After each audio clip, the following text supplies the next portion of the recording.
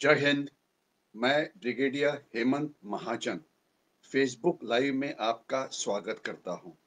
आज 21 नवंबर है और 12 साल पहले 26/11/2008 को मुंबई के ऊपर एक भयानक दहशतवादी हमला हुआ था, जिसमें 10 दहशतवादियों ने मुंबई को 3 दिन के लिए बिल्कुल स्टैंड टू पे रखा था। वहां पे कितने लोग मारे गए, इसे बहुत अच्छी तरह से मीडिया ने कवर किया। 250-300 लोग मारे गए, कुछ हमारे सुरक्षा कर्मी मारे गए और 3 दिन के लिए जो देश की राजधानी, इकोनॉमिक कैपिटल जो है मुंबई, वहां पे हर चीज बिल्कुल ठप हो गई थी। तो अभी आने वाले 26 तारीख को इसी को 12 साल पूरे होने वाले हैं।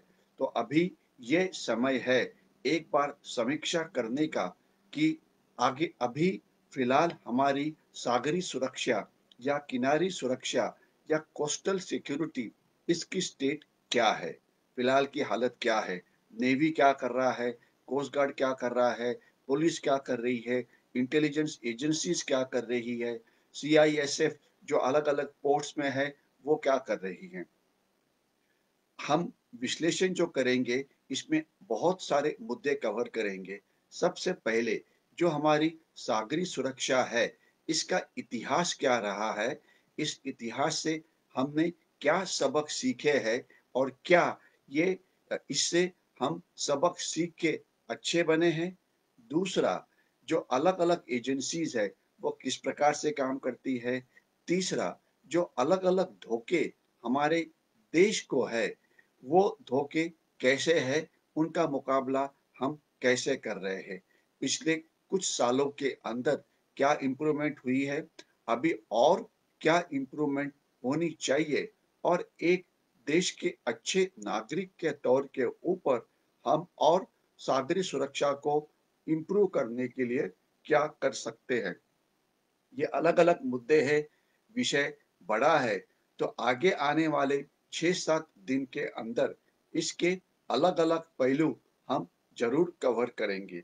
लेकिन आज मैंने सिर्फ 2 या 3 महत्व के मुद्दों के ऊपर ही नज़र रखना है। नंबर 1, हम देखेंगे कि हमारी जो सागरी सुरक्षा है या किनार पट्टी की सुरक्षा है या कोस्टल सिक्योरिटी है, उसका इतिहास क्या है? इसके पहले इतिहास के अंदर जो अलग-अलग धोखे हमारे सागरी सीमा से आए, वो क्या थे और उसका हमने कैसे मुकाबला किया। दूसरा, मैं ये देखूंगा कि 26/11 का सबसे इम्पोर्टेंट इवेंट रहा कि हमारी जो कमांडो फोर्स है, नेशनल सिक्योरिटी गार्ड, वो मुंबई में आके पहुंची और जो 10 दहशतवादी अंदर आए थे, इसमें से 8 दहशतवादी ये नेशनल सिक्योरिटी गार्ड के कमांडोज ने उनको मारा था। और ये जो कमांडोज है, ये इंडियन आर्मी के कमांडोज है। उनके ऑफिसर्स, उनके जेसीओज, उनके जो जवान है, ये पूरे भारतीय सेना के हैं। उसके हीरो थे मेजर संदीप उन्नीकृष्णन, हवलदार गजेंद्र सिंह। एक दहशतवादी कसब पकड़ा गया, इसके बारे में आपको पता है। और एक दहशतवादी को मारा ASI, assistant sub inspector Tukaram Obade ने। और तुकाराम ओबाड़े, आपको ये पता ही होगा कि भारतीय सेना से रिटायर्ड हुआ एक सैनिक था और बाद में उसने पुलिस में वो भर्ती हुआ, और जब ये काम हुआ तब वो एक असिस्टेंट सब इंस्पेक्टर था। तो ये जो 3 बड़े हीरोज थे, इनको हमने सैल्यूट करना चाहिए। और मैं शुरुआत करता हूँ पहले किनारी जो सुरक्षा का इतिहास है उसके बारे में, और उसके बाद हम बोलेंगे ऑपरेशन ब्लैक टोर्नेडो। ये ऑपरेशन का नाम नेशनल सिक्योरिटी गार्ड ने इस ऑपरेशन को दिया, जब जो वहां के जो 3 बड़े होटल्स है, वहां पे जो अंदर दहशतवादी घुसे थे, उनको 3 दिन के अंदर कैसे मारा गया, तो इसके बारे में हम बातचीत करेंगे। और उसके बाद फिर अगर समय मिलता है तो हम और कुछ मुद्दों की बातचीत कर सकते हैं। सबसे पहले हम क्विकली लेते हैं हमारी सागरी सुरक्षा या कोस्टल सिक्योरिटी का इतिहास। इसे 4-5 अलग-अलग हिस्से में हम बांट सकते हैं। हिस्सा नंबर एक, पहले तो 1960 से लेकर 1976 तक, इस ये समय ऐसे था कि स्वतंत्रता मिलने के बाद जो हमारी वेस्टर्न कोस्ट थी या जो पश्चिम किनारा था, यहाँ पे स्मगलिंग बहुत बड़ी थी। अगर आपको याद होगा 1960s, 1970s, 1980s के अंदर इतना ज़्यादा स्मगलिंग इस इलाके में होता था कि अल्टीमेटली ये नज़र आया कि ये स्मगलिंग को रोकने के लिए नेवी, जो वहाँ पे एक अकेला सिक्योरिटी कोस्ट के ऊपर सिक्योरिटी वाला सिक्योरिटी फोर्स था, वो बिल्कुल नाकामयाब रहे। तो इसके बाद फिर इंडियन कोस्ट गार्ड को बनाया गया, जिसको काम दिया गया कि सागरी सुरक्षा यानी कि किनार पट्टी की सुरक्षा। तकरीबन 1974 के अंदर, करेक्शन 1977 के अंदर तटरक्षक दल या इंडियन कोस्ट गार्ड को बनाया गया। लेकिन इसके बीच में और कुछ चैलेंजेस आई। आपको पता है कि 70s और 80s के अंदर तमिल इलम का संग्राम शुरू हुआ था श्रीलंका के अंदर, और वहाँ का जो सबसे बड़ा दहशतवादी गठ था एलटीटीई, लिबरेशन तमिल टाइगर इलम, ये श्रीलंका में बहुत कुछ कर रहे थे। इनके बारे में बातचीत करना ये मेरा आज का उद्देश्य नहीं है, लेकिन ये जो ग्रुप था वो हमारा जो स्टेट है तमिलनाडु, यहाँ पे उनकी सेंचुरीज थी और श्रीलंका से बड़े आसानी से समुंदर पार करके वो हमारे किनारे पे आ जाते थे। वहाँ पे हमने ऑपरेशन ताशा, ऑपरेशन स्वैन नाम के 2 ऑपरेशन किए, लेकिन तमिल जो दहशतवादी थे उनकी जो मूवमेंट थी श्रीलंका से तमिलनाडु और तमिलनाडु से श्रीलंका, इसे रोकने में हम बिल्कुल ही कामयाब नहीं हुए। कारण अलग-अलग थे। सबसे बड़ा कारण ये था कि ये तमिल इलम के जो दहशतवादी थे, ये छोटी बोट में आते थे और वहाँ पे पेट्रोलिंग के लिए बड़ी बोट्स जो नेवी के पास थी, उसका कोई उपयोग नहीं था। इसके सिवाय ये तमिल इलम के लोग इस इलाके को बहुत अच्छा जानते थे, किनार पट्टी पे कहाँ जाना चाहिए, कहाँ पे गैप मिल जाएगी, कहाँ पे लैंड होना चाहिए, किस जेट्टी के ऊपर जाना चाहिए, ये इनको बहुत ही अच्छा पता था। और इसे हमारी जो सिक्योरिटी फोर्सेस थी, खास तो नेवी, इसे बिल्कुल रोक नहीं पाई। इसके बाद जो नेक्स्ट उपाय है वो आप लीजिए 77 के बाद टिल अबाउट 1999 या 2000। आपको पता है 1999 के अंदर कारगिल की लड़ाई हुई। कारगिल की लड़ाई के बाद जो हमारी देश की सुरक्षा थी, इसकी पूरी डिटेल समीक्षा की गई, डिटेल विश्लेषण किया गया कि हमारी कमजोरियां क्या है और हमने क्या करना चाहिए। तब जो डिप्टी प्राइम मिनिस्टर थे श्री लाल कृष्ण आडवाणी, इनकी अध्यक्षता में अलग-अलग समिति ने काम किया और इसमें एक समिति थी बॉर्डर मैनेजमेंट की, बॉर्डर मैनेजमेंट के नाम पे, यानी कि जो हमारी अलग-अलग बॉर्डर्स है, 16,500 किलोमीटर की बॉर्डर्स जो लैंड बॉर्डर्स है और तकरीबन 7,600 किलोमीटर की बॉर्डर्स जो सी बॉर्डर यानी कि समुद्र का किनारा है, तो इसकी रक्षा की जाए।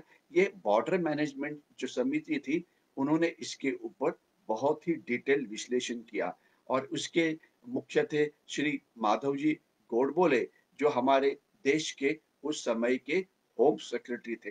बहुत बढ़िया रिपोर्ट थी, लेकिन इस रिपोर्ट के ऊपर ज़्यादा अमल-बजावनी नहीं की गई। ये नहीं हुआ कि बिल्कुल कुछ नहीं किया गया, लेकिन इम्प्लीमेंटेशन जो थी, ये बहुत ही स्लो थी और यही सब बातचीत चल रही थी, तो इतने में 2026 11 2008 को 10 दहशतवादियों ने मुंबई के ऊपर हमला किया। अभी इस हमले का केवल आज मैं ब्लैक टॉर्नेडो का जो ऑपरेशन है, इसके बारे में ही बातचीत करूँगा।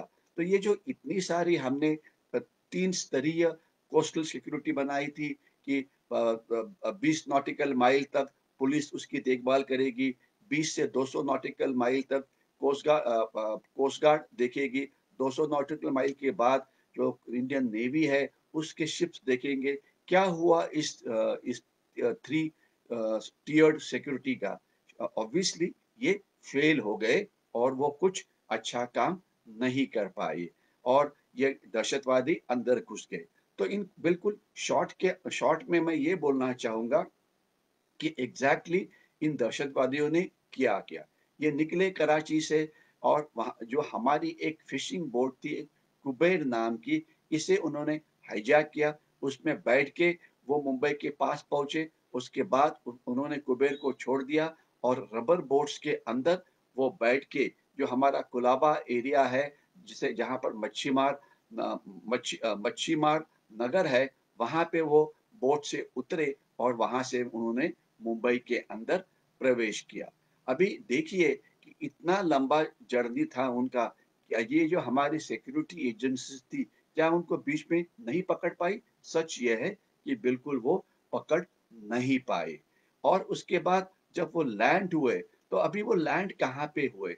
अगर आप देखेंगे, तो जहाँ पर वो लैंड हो गए, हमारा जो पुलिस का जो हेडक्वार्टर है, वो वहाँ से बिल्कुल 500 गज के अंदर था। इसके सिवाय हेडक्वार्टर वेस्टर्न नेवल कमांड, यानी कि नेवी का जो वेस्टर्न कमांड है, उसका हेडक्वार्टर भी वहीं पे स्थित है।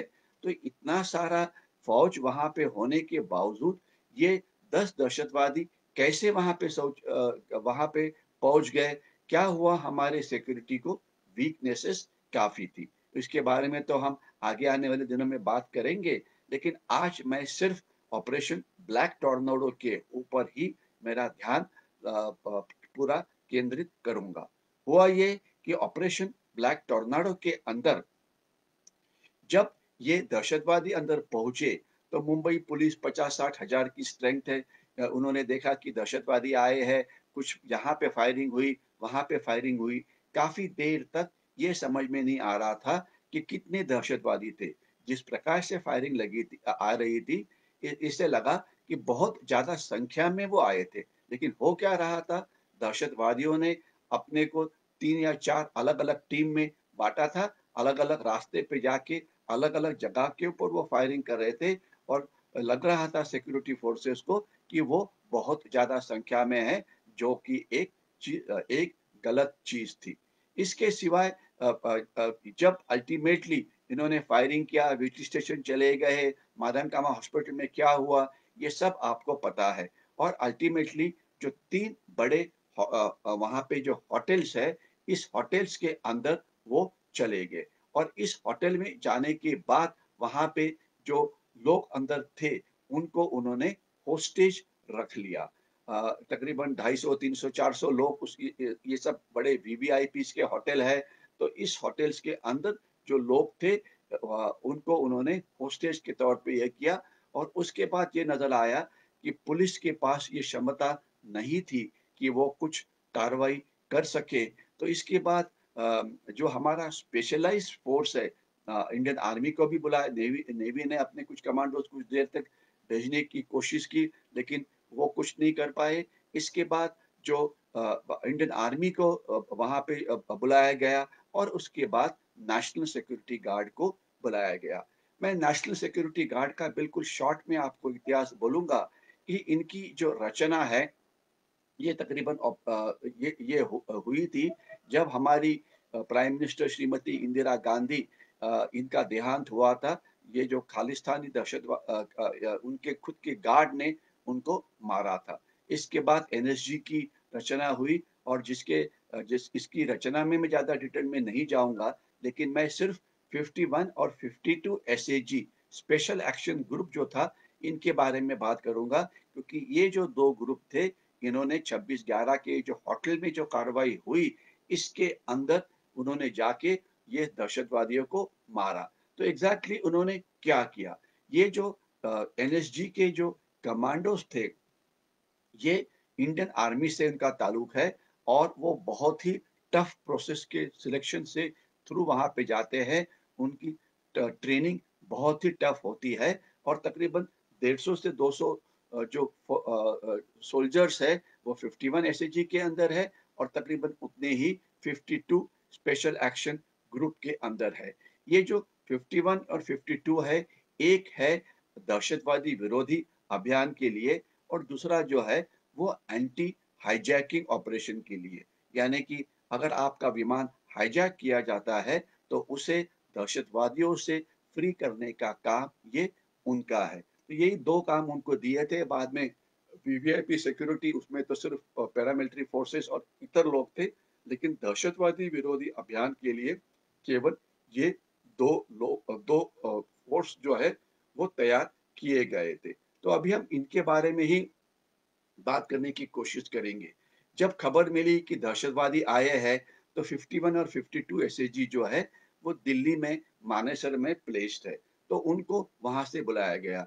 एक स्पेशल प्लेन के अंदर उनको डाला गया और उनको मुंबई में लैंड होना था। अ, एनएसजी के कमांडोज तो प्लेन में जाके पहुँचे, लेकिन उस समय ऐसे था, सब वीआईपी कि जब तक एक हमारे उस समय के जो होम मिनिस्टर थे, उन्होंने भी इसी प्लेन में बैठ के आना था, इसलिए उनकी जो मूवमेंट है ये डिले बहुत ही डिले कर दी। यानी कि एक होम मिनिस्टर ने आपके साथ उसी प्लेन में आना है, इसलिए ये जो कमांडोज जो मुंबई में आने थे, ये काफ़ी समय लेट हो गए, जिससे जो हमारी कैजुअल्टीज़ हमारी सिविलियन की थी या हमारी सिक्योरिटी फोर्सेस की थी, ये काफ़ी बढ़ गई। तो ये एक प्रॉब्लम थी कि वीवीआईपी का जो ओरिएंटेशन था, इसके कारण ये लेट आए और इससे हमारी जो होटल में जो कैजुअल्टीज़ थी, वो बहुत ही बहुत ही ज़्यादा बढ़ गई। ओके, मैं इसके आगे आता हूँ। जब वो आके पहुँचे, तो उनको आए फिर पता लगा कि ये 3 अलग-अलग होटल्स में ये लोग जो दहशतवादी है वो बाँटे हुए हैं। तो ये इन गठों को फिर 3 हिस्से में बाँटा गया। तकरीबन 100 से 150 अलग-अलग जो 3 होटल थे, ऑपरेशन अपना होटल ताज और बाकी जो थे वहाँ पे वो इसमें बाँटे गए। उसके बाद जब वहाँ पे पहुँचे, तो कोई उनको खबर नहीं दे पा रहा था कि होटल में कितने दहशतवादी है। अभी होटल कुछ कोई 10 स्टोरी वाला होटल है, कुछ 15 स्टोरी वाला होटल है, तो वहाँ पे एग्ज़ैक्टली कहाँ पर है, ये खबर कोई नहीं दे पाया। अल्टीमेटली इस होटल में जाने के लिए रास्ते, उसकी कोई मैप्स, उसका कोई डिज़ाइन किसी सिक्योरिटी फ़ोर्स के पास नहीं था। लेकिन यहाँ पे जो होटल के जो कर्मचारी हैं, ख़ास तौर टाटा ग्रुप, उनके मैनेजर्स और उनके स्टाफ का कौतुक करना चाहिए कि जो अंदर की हरकत हो गई, वहाँ पे गाइडिंग जो थी इन स्टाफ ने की और ये बहुत ही देशभक्त लोग थे। उसके बाद किया क्या कि उन्होंने ये जो जो लोग थे, फैसला किया गया कि अभी ये होटल को वो सर्च करेंगे। होटल में 500-600 इतने कमरे थे। हर एक कमरे में जाना इतना आसान नहीं था। अलग-अलग स्टोरीज़ इस होटल की थी, तो स्टोरीज़ को क्लियर कैसे किया जाए? तो इसलिए अगर आपने 26/11 का कोई वीडियो देखा होगा, तो आप देखेंगे कि वो होटल के ऊपर वो हेलीकॉप्टर से लैंड हो गए और होटल को जो उन्होंने क्लीयरिंग की, वो ऊपर से नीचे के लिए की। और आपको पता है कि होटल को कॉर्डन किया गया, जो इंडियन आर्मी के बटालियंस थी महाराष्ट्र और गुजरात एरिया के पास में, वो बाहर खड़े थे ताकि अगर कोई दहशतवादी होटल से बाहर भागना शुरू करेगा, तो उसमें उन्होंने फँस जाना था। और फिर कमांडोज़ ने ऊपर से नीचे आने की कार्रवाई शुरू कर दी। अभी ये कमांडोज़ की कार्रवाई किस प्रकार की थी? उन्होंने किया ये कि ये हर एक को 2 हिट टीम के अंदर बाँटा गया है। हिट टीम यानी कि क्या? एक टीम के अंदर 3 या 4 लोग होंगे, जिसमें एक ऑफिसर थे, लेफ्टिनेंट, कैप्टन, मेजर इस रैंक से, या एक जेसीओ थे और साथ में 3 या 4 उनके और सोल्जर्स थे। तो ये एक हिट टीम एक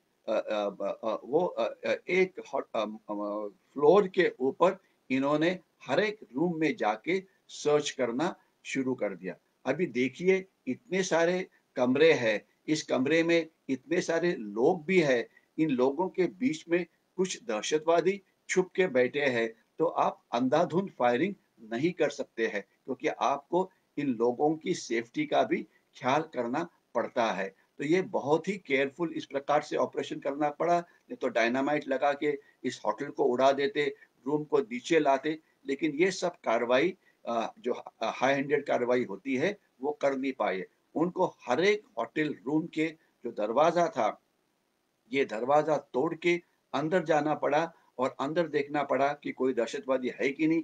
और तभी सभी को बताया गया था कि अगर आप दहशतवादी नहीं हैं, तो चुपचाप जो आप लोग हैं, आप अपने बिछाने के नीचे छुप के बैठे और कमांडोज़ को अपना जो रूम है, वो क्लियर करने दें। तो इस प्रकार से ये एक बहुत ही लेबोरियस, स्लो और स्टेडी ऑपरेशन था और जब ये 4 लोग ये काम करते थे, तो उनको मदद करने के लिए और कोई नहीं था। यानी कि जो लड़ाई थी, वो मुठभेड़ की लड़ाई थी, क्लोज़ क्वार्टर बैटल की लड़ाई थी, सामने की लड़ाई थी।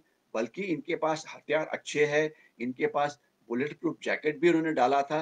लेकिन बुलेट प्रूफ जैकेट जो है, ये केवल आपकी चेस्ट या छाती को कवर करता है, बाकी किसी को नहीं कवर करता। तो यहाँ पे कुछ लोगों के बारे में हमने बातचीत करनी ही चाहिए। एक तो है मेजर संदीप उन्नीकृष्णन, ये सात बिहार के थे और इन्होंने 2 दहशतवादियों को मारने में इनका हाथ था, जिसके अंदर जो मुठभेड़ हुई, इसके अंदर उनको भी गोली लगी और उन्होंने अपने प्राण का बलिदान दे दिया। मेजर संदीप उन्नीकृष्णन बहुत ही यंग अधिकारी थे और उनको बाद में जो हमारा हाईएस्ट गैलेंट्री अवार्ड है अशोक चक्र, इससे उनका गौरव किया गया।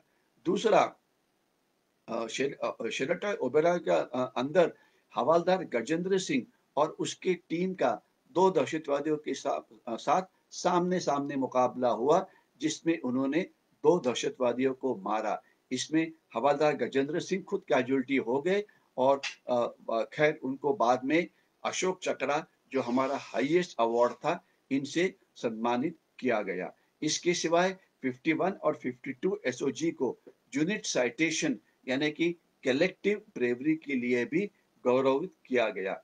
और इसके सिवाय जो अलग-अलग ऑफिसर्स और जेसीओज वहाँ पे थे, वहाँ पे उनको 1 कीर्ति चक्र, 1 शौर्य चक्र, 6 सेना मेडल शौर्य के लिए, 1 सेना मेडल सर्विस के लिए, इस प्रकार से उनको सम्मानित किया गया। तो देखिए, जो अवार्ड्स इनको मिले, 2 अशोक चक्र, हवलदार गजेंद्र सिंह को 1 और दूसरा मेजर संदीप उन्नीकृष्णन को, और उसके बाद कीर्ति चक्र 1 ऑफिसर, शौर्य चक्र 1 अधिकारी को, 6 सेना मेडल और 1 सेना मेडल प्रतिष्ठा, इन अलग-अलग से उनको गौरव उनका किया गया। और तकरीबन 3 दिन के मुठभेड़ के बाद ये जो होटल्स थे, ये पूरी तरह से उनको क्लियर किया गया। तो आज ये दिन है कि जब हमने ये जो हमारे ब्रेव सोल्जर्स थे, उनको हमने एक बार याद करना चाहिए, उनकी ब्रेवरी को सैल्यूट करना चाहिए,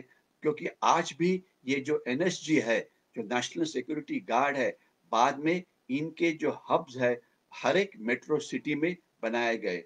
मुंबई के अंदर है, कलकत्ता में है, दिल्ली में है, चेन्नई में है। तो अभी इस प्रकार का अगर कोई हमला इसके बाद होता है, तो इतना बिल्कुल साफ है कि कोई भी दहशतवादी जो अंदर आएगा, वो जिंदा वापस नहीं जाएगा।